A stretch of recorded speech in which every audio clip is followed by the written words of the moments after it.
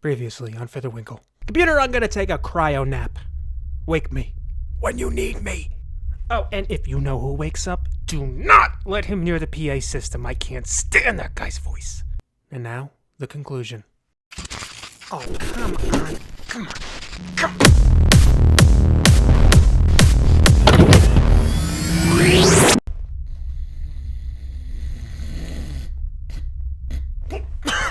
I had a whole video planned. I was playing through a ton of PSP first-person shooters, had a whole script laid out. I was deep into capturing footage when all of a sudden, a popular YouTuber had the same frackin' idea and made almost the same exact video I was gonna make. So I panicked.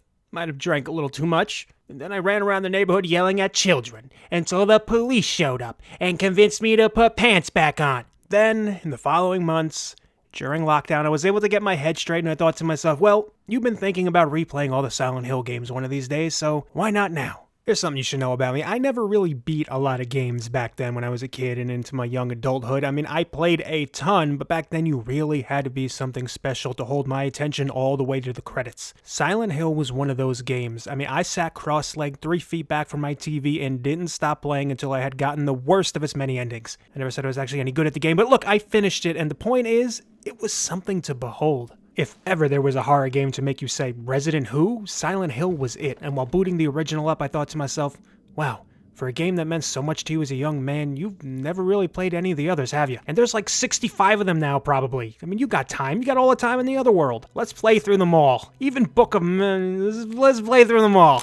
I'll tell you, I didn't expect the first Silent Hill to hold up as well as it does, atmospherically at least. I mean, this game was ahead of its time in some key ways that still impress even today. It's essentially an open-world horror-adventure game from 1999, released on the PlayStation 1. For those who don't know, every Silent Hill game is essentially the same. You find yourself in a town called Silent Hill or equivalent, and something just ain't right. You spend the rest of the game exploring various locations around town, solving puzzles, beating up monsters, and trying to piece together just what the hell is going on. In the first game, you play as a man named Harry. You quickly get in a car accident with your adopted daughter Cheryl and spend the next 6 or so hours trying to track her down in the thick, haunted fog of Silent Hill. It's so foggy in here. Why is it so goddamn foggy in here?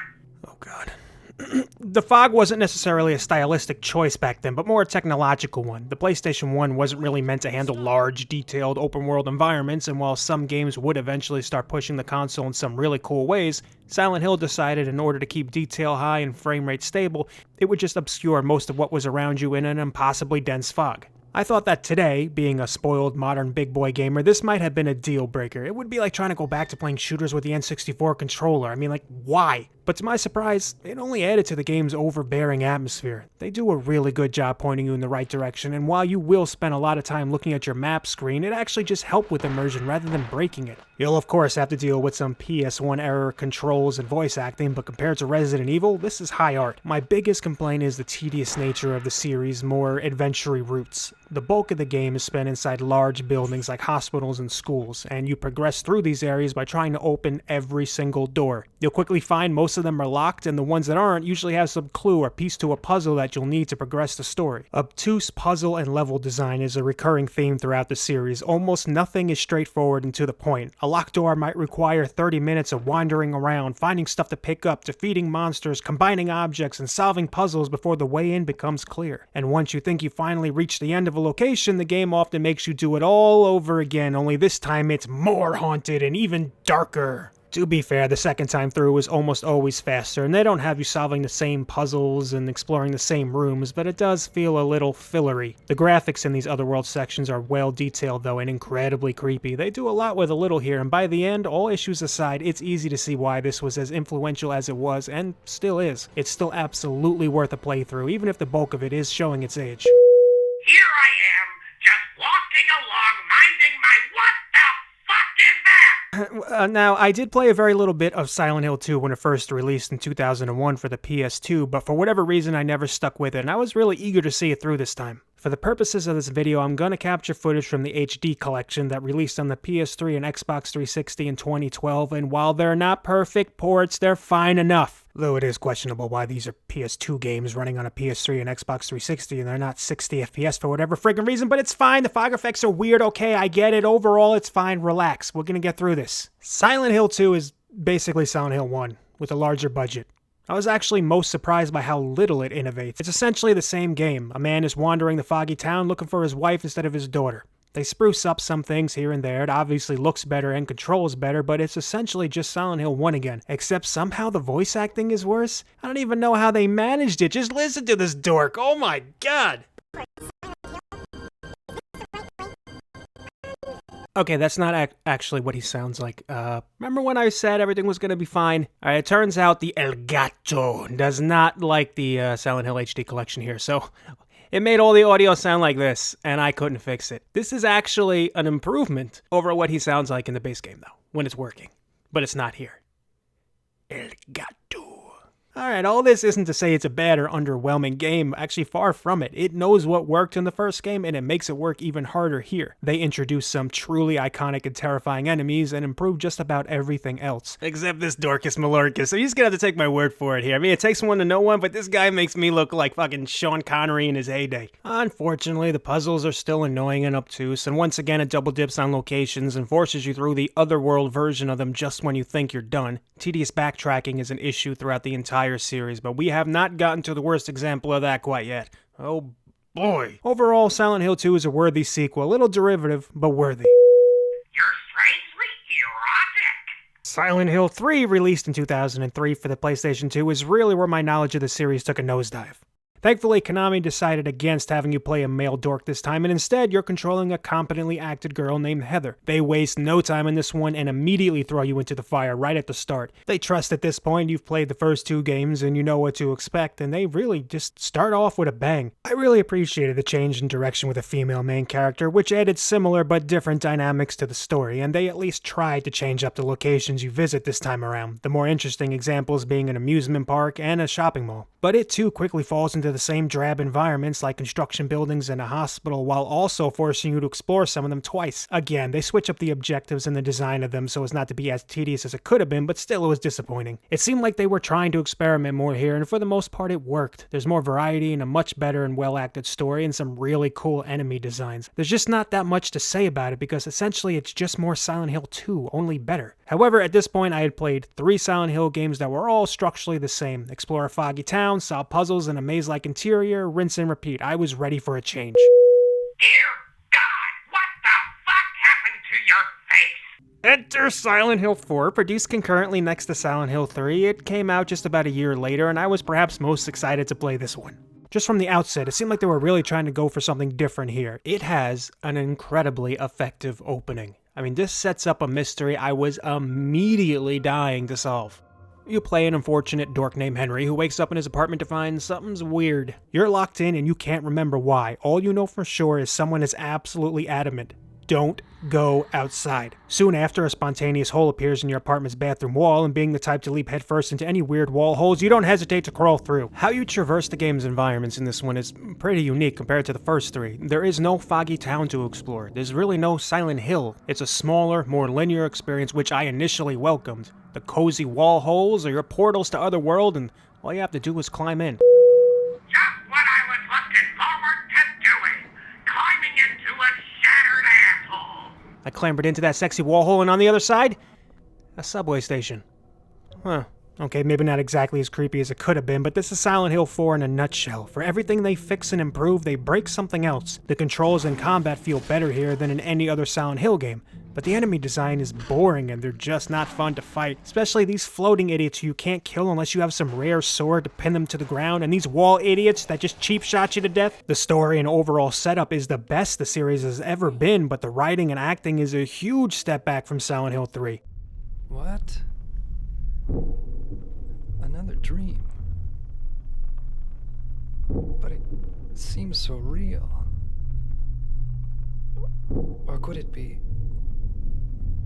Was I really inside that woman's dream? Oh, that's just stupid.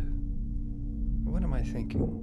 There's a great variety of locations to explore, and I genuinely looked forward to each new area my beloved wall hole took me to, but the tedious puzzles here are some of the most tedious in the entire series, especially in the second half of the game. True to the Silent Hill series, Silent Hill 4 reuses its environments, only this time they took it a step further. The entire second half of the game is one giant escort mission through all the environments you've already explored, only with little to no direction and some banal, laborious puzzles thrown into the mix. This was really the first time I had to pull up a guide in the entire series, and I don't feel bad about it. It's one thing to give me an objective and trust me to figure out the solution. It's another to give me absolutely nothing and expect me to figure out just what insipid objective the developers wanted me to be solving. If the second half of this game didn't exist, it would have been my favorite. It wasn't perfect, but it was trying. But they just couldn't help themselves, and by the time I got to the end, I didn't really care about the story anymore. I didn't care about who he was or why he was locked in that apartment. I just wanted it to be over. Looking back on it over the past few weeks, I'm able to appreciate more of the creepy, voyeur-esque tone it was going for and the batshit story it tries to weave, but it just wasn't able to keep Silent Hill's worst excesses at bay. When I was done, I was actually looking forward to a more traditional Silent Hill. It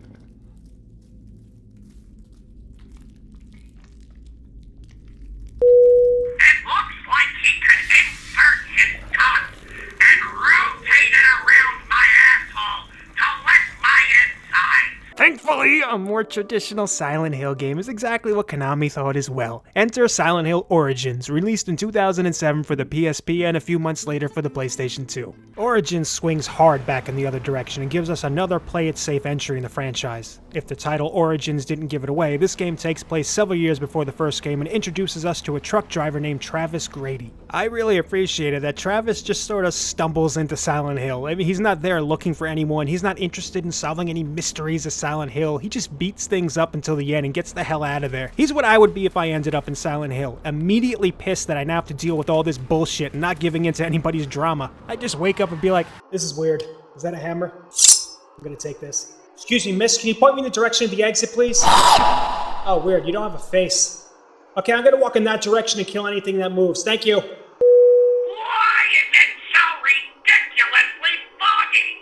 Wikipedia says Travis unlocked his repressed memories and fights monstrous forms of his parents who tried to kill him or something, but honestly, I didn't get any of that. I just got, fuck this and fuck you, where's the exit? Other than that, this could have been Silent Hill 4, only less interesting. There's nothing wrong with the game other than maybe the inclusion of breakable weapons. That's right, Silent Hill 4 devoted half of the entire game to a frickin' escort mission, and Origins introduces breakable weapons. What's next, Konami?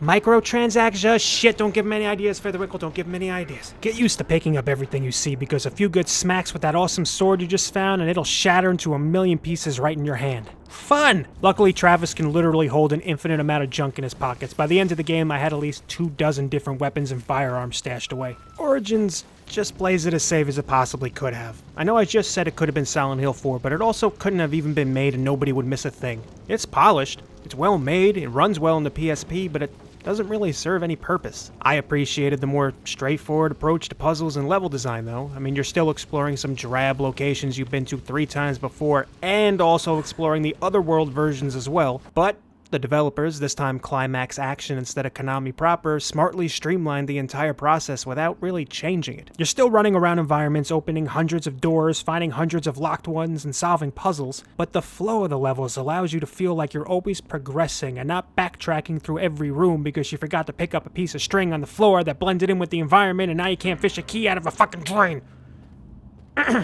And outside of one puzzle in a movie theater, I almost never felt like I hit a wall and I didn't know what to do next. Some of the enemies are kind of annoying to fight, and they seem to latch on you like a magnet if you get anywhere near them, but overall the combat just felt fine and it wasn't really an issue. Overall, a forgettable but well-designed Silent Hill. -6 points for the absence of sexy wall holes. Okay, moving on to Silent Hill Homecoming. Homecoming marked the first appearance on HD systems for the franchise, and with that comes the best-looking entry to date. Released in 2008 for the Xbox 360, PS3, and PC, Homecoming follows the story of Alex as he makes his way home to the town of Shepherd's Glen. Only he finds something is amiss, or a mist. Ha! Anyway, it's super spooky and foggy, and upon arriving home to his clearly, perfectly okay, fine, nothing wrong mother, Alex finds his brother, Josh, is missing. Where's Josh? I don't know. Your father went to look for him. But now he's gone. Everyone's gone. You look really healthy for a woman who hasn't gotten any since she died. And thus we are thrusted into another spooky adventure. Developed by Western studio Double Helix Games, Homecoming feels like Double Helix just got it. They understood the weaknesses of the previous games and their strengths, and while they didn't knock this one out of the park, it is perhaps the one I enjoyed the most. It moves at a really nice clip, shepherding you from one location to the next, foregoing any overly tedious puzzle solving and just focusing a bit more on the action and the story. The combat here is better than it's probably ever been in the series, but it's still clunky and unwieldy. They give you the ability to dodge, but it really doesn't matter. If they want to hit you, they'll hit you, and they definitely want to hit you. Whilst in between fighting the grotesque enemies, you're also exploring the usual array of locations you'd expect from the series: sewers, a cemetery, a penitentiary, but even more so than with Origins, your progress through the levels is almost never interrupted by some bullshit puzzle. There are plenty of them to be sure, but almost all of them are smartly designed and flow well within the environments and the story. And the story might be the game's strongest point. I thoroughly enjoyed all the characters and the writing throughout and was genuinely eager to see it through to the end, even if the ending is telegraphed a little too well in spots. Taken as a sexy wall hole, it's perhaps the best entry in the series. Still room for improvement, but they're absolutely on the right track here.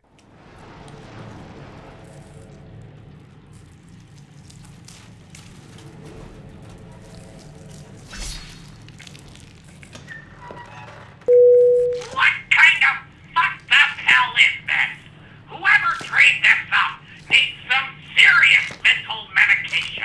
Oh, the next entry in the series was given to the Origins team again, and they took this opportunity to make perhaps the largest departure in the whole series: Silent Hill Shattered Memories. Instead of playing it too safe, Climax decided this go around to take some wild chances with the formula and mix up something truly unique. I'm playing the Wii version here, but it was also released on the PlayStation 2 and PSP in late 2009 and early 2010. Shattered Memories is more of a walking simulator than an action-adventure horror game, and I don't mean that negatively. In fact, it's really well done for the most part. Pegged as a reimagining of the first game, you once again find yourself playing as a man named Harry, who once again even more quickly gets into a car accident and spends the next 6 or so hours trying to track down his daughter Cheryl. The game mainly focuses on you making your way through Silent Hill in a fairly linear fashion, solving some minor puzzles, but mostly just letting the story play out. The big gimmick this time around is the cell phone Harry carries with him, and you'll use this for everything, from looking at the map to taking pictures and of course making phone calls. You'll find phone numbers all around the world, and calling them usually rewards you with something. It's a good gimmick and they use it well. Instead of a dense fog blanketing the town, this time Silent Hill is being buried by a nasty snowstorm, which again they used to good effect. Instead of the otherworld coming to turn everything dark and metally, when the otherworld comes for you, it's just a wave of ice that freezes over everything. The effect is super cool and jarring, and seeing it on the underpowered Wii makes it all the more impressive. What? Is somebody with you? Cheryl! I'm coming to get you! Damn it!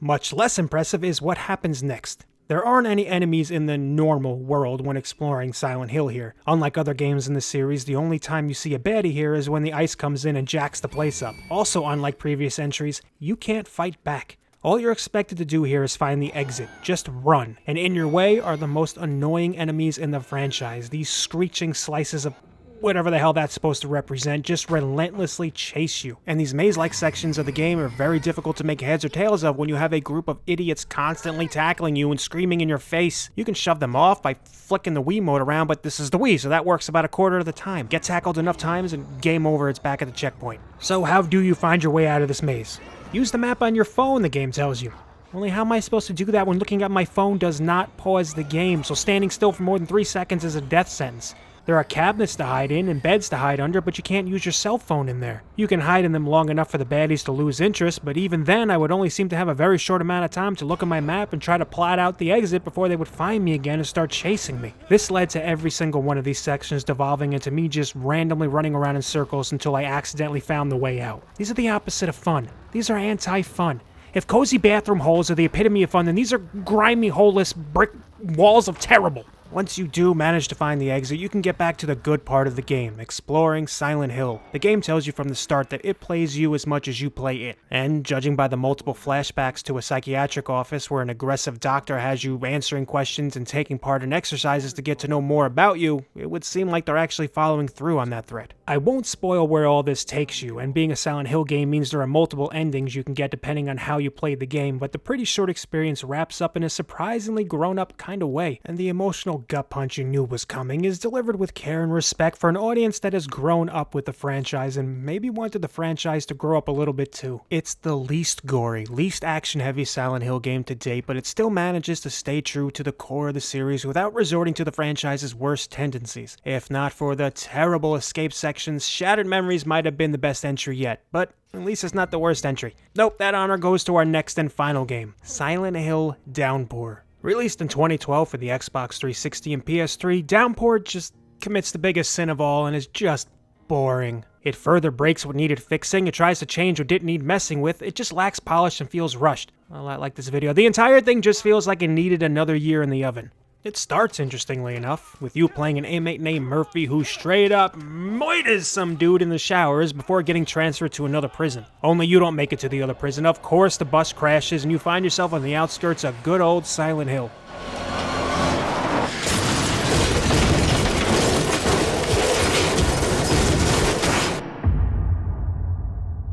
The problems start almost immediately. The game runs poorly. Optimized, this one ain't. I haven't seen this much screen tearing since my Alone in the Dark review. The whole thing just runs about as smoothly as trying to push a wheelbarrow full of bricks down a flight of stairs. Shattered Memories had some frame rate issues too, especially when opening doors, but Downpour is just aggressive. When inside it settles down and doesn't feel too terrible, but whenever exploring the foggy streets of Silent Hill, even turning the camera often results in the game just hitching for seconds at a time. Yeesh. And they somehow managed to make the combat worse than it's ever been. They emphasize blocking this time around. Okay, fair enough.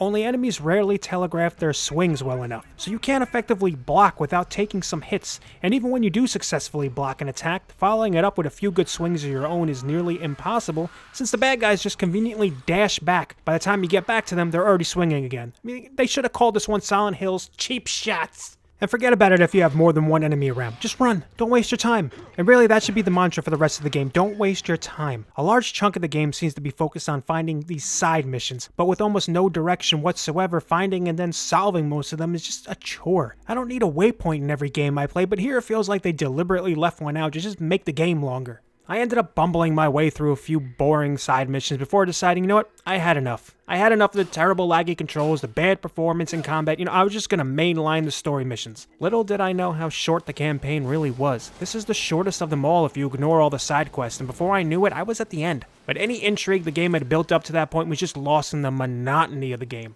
They have their own version of Shattered Memories escape sections here too, and while they're not as bad, they're just infinitely more boring. A red glowing ball of make me scream funny starts chasing you and that's it, run away. And they repeat this boring gimmick multiple times over the course of the campaign. It's so pointless, it adds absolutely nothing. They pull the camera back during these sections too, and I don't normally get motion sick playing games, but what a letdown, what a missed opportunity.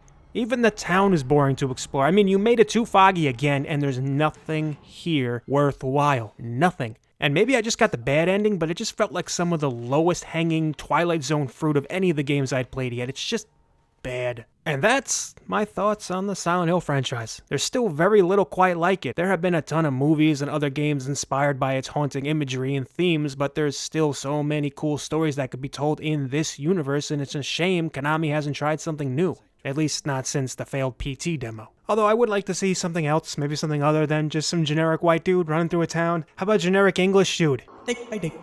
What's all this thing? Oh, that's a lady with no face, isn't it? Oh no, that's just the Queen.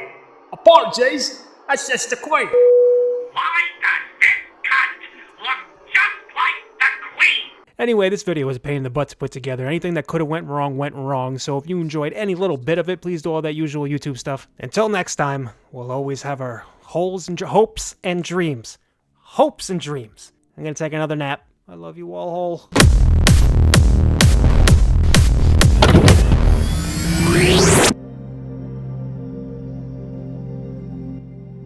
You're finished?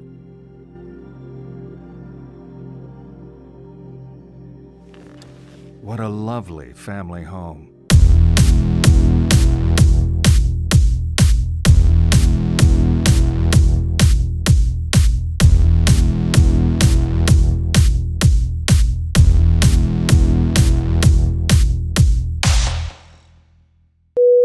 Jesus Christ! This fog is worse than 2